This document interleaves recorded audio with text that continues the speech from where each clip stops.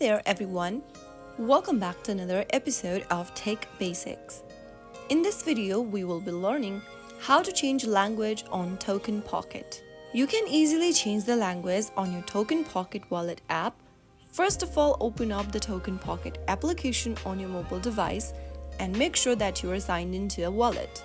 From the home page of TokenPocket, go ahead and tap on the Me button or the profile icon at the bottom right-hand corner.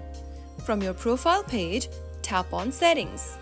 Inside the Settings menu, look for Languages option and tap on it. A list of available languages will appear. Scroll through the list and select your preferred language.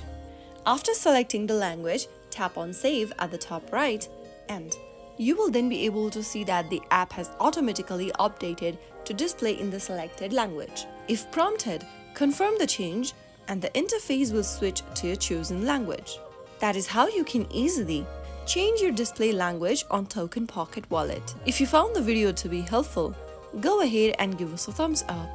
Don't forget to subscribe to our channel by hitting the subscribe button.